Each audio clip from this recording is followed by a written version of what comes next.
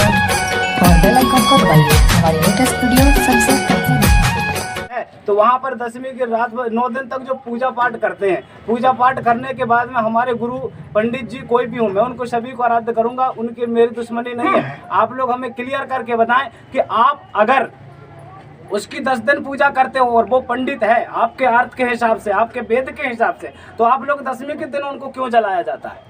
तो मेरा अर्थ यही है कि आप लोगों को मालूम है वो हमारा आदिवासी है, मूल निवासी है, रक्षा करने वाला था और हमारे गोंड वंश के खून था। इसलिए आप लोगों को मालूम है कि आदिवासी की वंशज खराब करना है तो इनको रावण को जला जाए, तब जाकर के इनकी वंशज खराब होगी। यही रणनीति, इसमें कोई रणनीति की बात नहीं है। दूसरी बात, हमारे महिषासुर राजा की बात आती है तो कहीं भी दुर्गा की प्रतिमा बनाते हैं। हम दुर्गा की पूजा करते हैं, लेकिन दुर्गा की पूजा हम आदिवासी कैसे करते हैं? हमारे यहाँ बाना होता है, त्रिशूल होता है, साँट होता है, उसमें विराजमान होती है, ना कि कोई मूर्ति बनाकर, कोई सुंदरता महिला को देखकर उसकी शक्ल बनाकर पूजा करने की जरूरत नहीं है। क्योंकि हम लोग आराध्य देवता करते हैं, प्रकृति की पूजा करते हैं। प्रकृति का मतलब होता है प्रकट होना और आकृति का मतलब होता है अपन आकार बनाकर उसको बिठाकर उसकी पूजा वंदना करना। जो देव बिकता है वो टिकता नहीं है और जो वो बिकता नहीं है वो सदा के लिए टिका रहता है। आप लोगों को मालूम होगा कभी क्या आपकी खेरेदाई बिकी?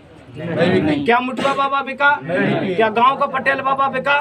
क्या सिद्ध बाबा बिका? क्या भैरव बाबा बिका? नहीं बिका, क्योंकि वो टिकने वाले और आप लोगों के आराध्य देवता हैं। जो देव बाजार में बिकता वो टिकता नहीं है। आज अगर हमारा कुम्हार भाई है, आज कुमार भाई अगर है तो वो भी अगर कोई मूर्ति बनाकर लक्ष्मी की पूजा करवाता है, अभी हमारा दीपावली का त्योहार आ रहा है, तैयारी हो गई, तैयारी चालू है, तो वहां पर आप लोग विचार करके देखें कि वो क्यों बेचता है उसको। वो इसलिए बेचता है कि मेरे पास लक्ष्मी आना चाहिए, धन आना चाहिए, इसलिए बेचता है ना। लेकिन हम क्यों खरीदते हैं उस लक्ष्मी को? क्योंकि हमको लक्ष्मी आने के बाद में हमारे घर में लक्ष्मी का बरसात होता है। ये हमारी गलत फहमी है।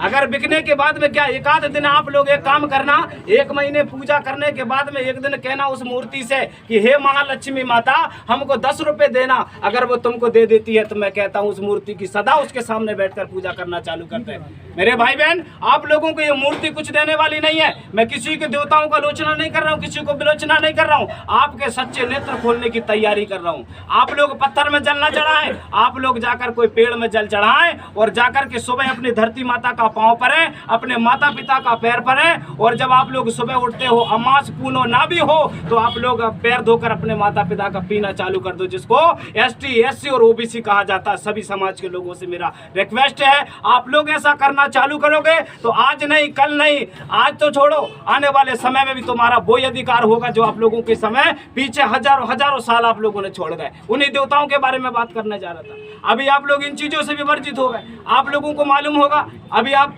यहाँ पर दुर्गा माँ की प्रतिमा रखे हो, वहाँ पर साड़ी, सुंदर सलवार सूट पूरा सजाकर उस माँ को आप लोगों ने रखा। आप लोग मुझे बताएं, अगर कोई SC ST OBC अगर दुर्गा माँ को आप लोग बिठाते हो तो मुझे एक बात कोई बता दे कि हर वर्ष एक माँ को बिठाने में किसी के घर में ले जाकर उसकी स्थापना करते हो क्या?